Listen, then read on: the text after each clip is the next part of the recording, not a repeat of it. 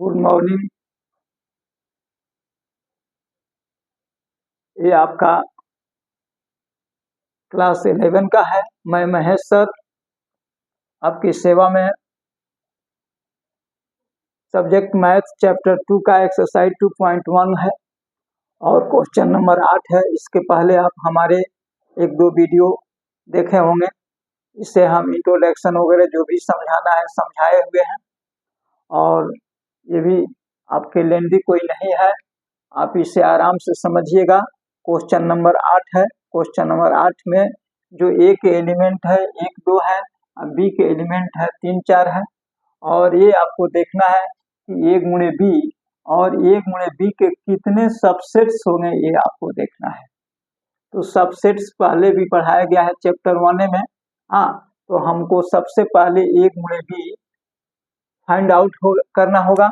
तो ए बराबर दिया है 1 2 और बी बराबर दिया है 3 4। तो आप बच्चों एकदम बिल्कुल कार्टेशियन प्रोडक्ट निकालिए आराम से, यानी इसका ए गुणे बी हमको निकालना होगा। बिल्कुल आसान है। 1 3 1 4 2 3 2 4 हो गया। ये आपका 1 2 3 4 हुआ, यानी नंबर ऑफ ए गुणे बी इक्वल टू 4 हुआ। अब इसका हमको सबसेट इसका निकालना है, लिस्ट देम, इसका लिस्ट देम यानी इसका सूचीबद्ध करना है कि क्या होगा। तो ये थोड़ा सा आपको उपसमुच्चयों की संख्या आप जानते हैं फॉर्मूला। सबसेट्स यानी पावर ऑफ सेट पहले भी पढ़ाया गया है। पावर ऑफ सेट टू, आप देखिए यहाँ पी क्यू यानी पी क्यू या ए बी है, इसको ए बी से भी लिख सकते हैं, यानी या ए बी लिख सकते हैं। इस तरह से ए गुणे बी कितना होगा, तो ए बी आपका कितना आया है, तो 1 2 3 4 यानी 2 पर पावर 4 इक्वल टू 16 होगा। यानी इसका सबसेट कितना हो जाएगा, 16 होगा। तो इसका आप सबसेट लिख करके देखा जाए। हाँ, आप इसे स्क्रीनशॉट पहले लीजिए, उसके बाद सबसेट इसका लिखा जाएगा।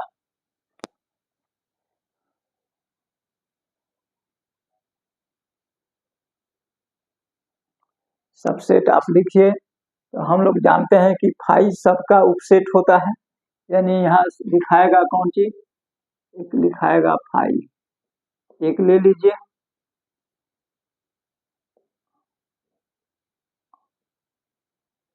एक 3 1 4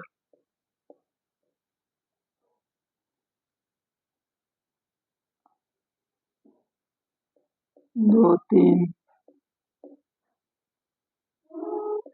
2 4, ये हो गया 2, ये हो गया 3, ये हो गया 4, ये हो गया 5।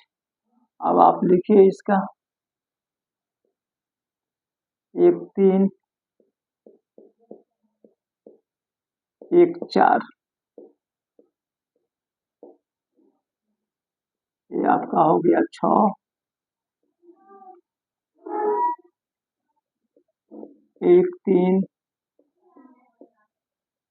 1 3 2 3, ये आपका 7 हुआ। अब आप लिखिए 1 3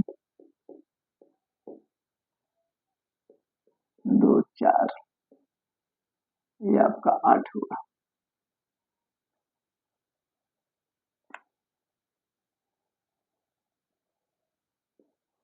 एक 4 2 3, ये आपका 9 हुआ।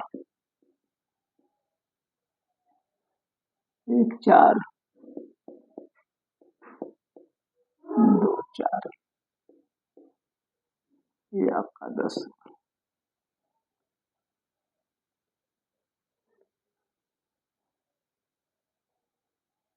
आप लिखिए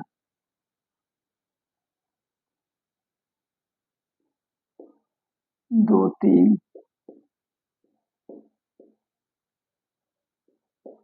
2 4, ये आपका 11 होगा।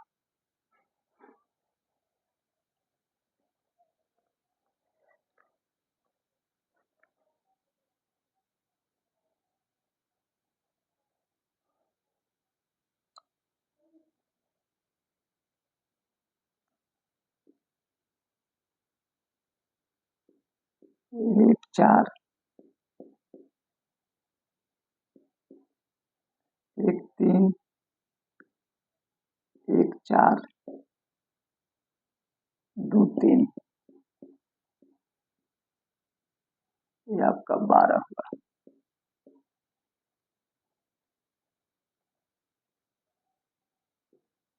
1 4 2 3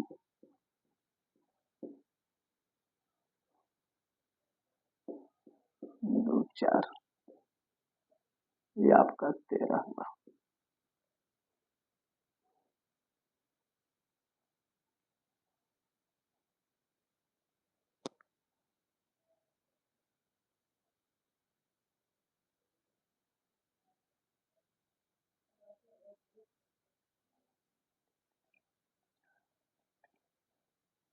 13 1 3 1 4 2 4, अब देखिए 2 3 2 4 1 4 2 3 2 4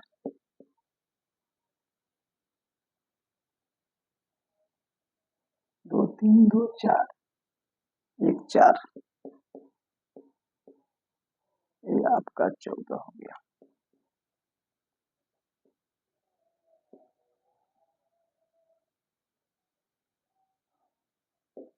2 3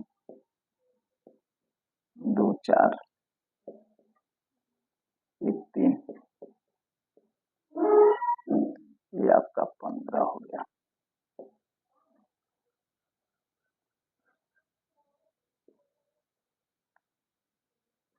1 3 1 4 2 3 2 4, ये आपका 16।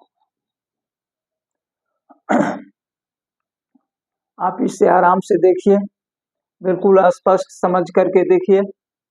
ये आपका लिस्ट देम यानी उपसमुचे का संख्या पूछ रहा है कि उस समूचे कितना होगा। तो सबसे पहले इसका प्रोडक्ट तो 4 आया, और हम जानते हैं कि पावर ऑफ सेट 2 पर पावर जितना एलिमेंट होता है उसका पावर होता है, तो इस पर पावर ऐसे भी आप डायरेक्ट लिख सकते थे। यहाँ 2 पर पावर 4 इक्वल टू 16 सबसेट होगा। अब इसका सूची आप देखिए, तो सबसे पहले एक फाइल लेंगे, हाँ, फाइल से लेकर के तब इसे क्रमवार लिखेंगे। तो क्रमवार लिखेंगे तो यह आपको 1 2 3 ऐसे बच्चों आप ऐसे लिखते जाइएगा, एक नंबर दीजिएगा तो ये आसानी से लिखाता जाएगा, कि नहीं तो ऐसे थोड़ा सा डिस्टर्ब हो जाता है दिमाग। हाँ, तो 1 2 3 4 इसको खंडित करके लिख देना है, इसी को हम सबसेट कहेंगे। तो इस तरह से इसका आप देखिए, एक बार 2 बार इसको देखिएगा तो सबसेट लिखना आ जाएगा। तो आपका ये 16 सबसेट हुआ। हाँ, तो इसके आप स्क्रीनशॉट ले लीजिए। आगे और क्वेश्चन है, देखते हैं।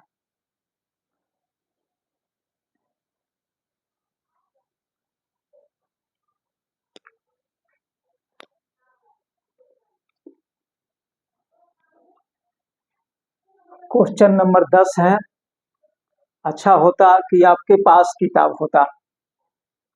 यदि आपके पास किताब हो तो आप लोग कमेंट सेक्शन में जरूर लिख कर भेजिएगा, तो मैं केवल क्वेश्चन को सॉल्व कर दूंगा, समय कम लगेगा और फायदा अधिक होगा। इस तरह क्वेश्चन भी लिखना और सॉल्व भी करना बहुत ज़्यादा समय लग रहा है, बीच बीच में वीडियो को रोकना पड़ रहा है। तो यदि आपके पास किताब है तो कमेंट सेक्शन में लिख करके भेजिएगा, तो मैं केवल क्वेश्चन ही सॉल्व करूंगा। हाँ, तो यहाँ पर आप क्वेश्चन नंबर 9 है, इंग्लिश में लिखा गया है लेकिन आप हिंदी में भी समझ सकते हैं। लेट माने माना कि ए और बी दो सेट्स इस प्रकार है कि number of A equal to 3 है। Number of A equal to 3 यानी number of A equal to 3 का मतलब कि ए के पास 3 एलिमेंट्स हैं। Number of B equal to यानी number of B equal to यानी बी के पास आपके 2 एलिमेंट्स हैं। If x1 y z1 are in a गुणे b, find a and b where x y z are distinct elements. हाँ, यानी आपको दिया गया है, तो आप देखिए नंबर ऑफ सॉल्यूशन यहाँ ले लीजिए। सॉल्यूशन यहाँ देखिए, number of A equal to 3 और number of B equal to 2, तो नंबर ऑफ ए गुणे बी इक्वल टू 6 होगा, ये निश्चित है। अब रहा कि हमको इसकी संख्या ए और बी का एलिमेंट निकालना है, तो आप देख लीजिए ए में ए का एलिमेंट हो जाएगा एक्स वाई जेड हो जाएगा, क्योंकि जो पहले है वो ए का एलिमेंट है और बाद वाला जो है बी का एलिमेंट है। इस तरह से ये आपका सॉल्व हो गया।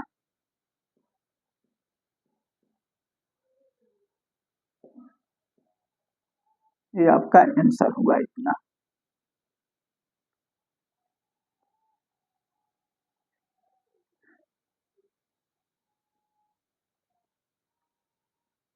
क्वेश्चन नंबर 10 है। क्वेश्चन नंबर 10 को आप समझिए। कार्टेशियन प्रोडक्ट ए गुणे ए हैज 9 एलिमेंट्स, यानी ए गुणे ए इक्वल टू 9, यानी नंबर ऑफ ए गुणे ए इक्वल टू 9। तो 9 एलिमेंट तभी होगा ए गुणे ए कि जब इसमें ए में 3 एलिमेंट हो। तो आप देखिए यहाँ पर दिया हुआ है गिवन दैट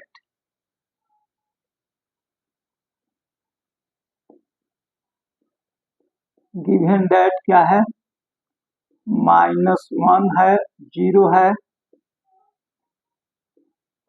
और 0 और 1 है। तो इससे स्पष्ट होता है कि ए है एलिमेंट्स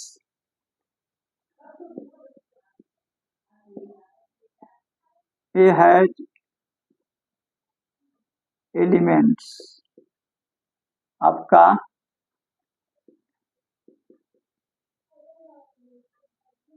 -1, 0 और 1 है।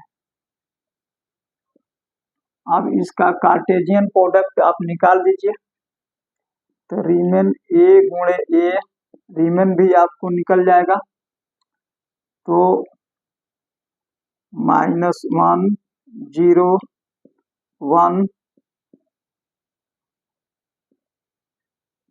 -1, 0, 1 निकालिए इसको।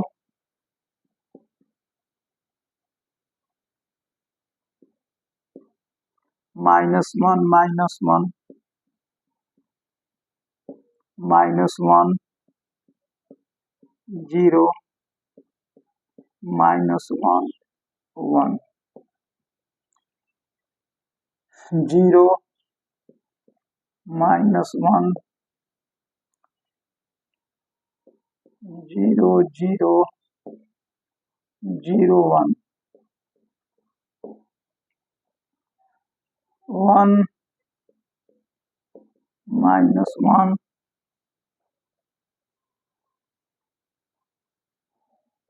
1, 0, 1, 1। काउंटिंग करिए, 1, 2, 3, 4, 5, 6, 7, 8, 9 रीमेन एलिमेंट्स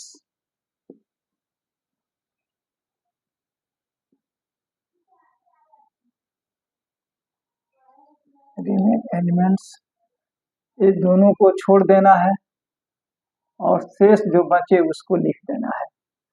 तो रिमेन एलिमेंट्स हो जाएगा क्योंकि -1 1, इसको छोड़ देना है, ये हो जाएगा -1 1,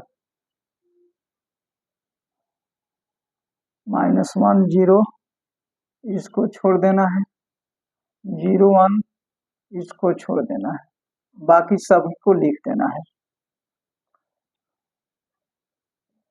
0 -1 0 0 1 -1 1 0 1 1। इस तरह ये क्वेश्चन नंबर 10 भी कंप्लीट हुआ। एक्सरसाइज 2.a का 10 क्वेश्चन था, 10 क्वेश्चन आपका सॉल्व हुआ। हमें विश्वास है कि आप यदि इसे सीरियल तरीका से पढ़े होंगे तो निश्चित रूप से आपको ये समझ में आ गया होगा।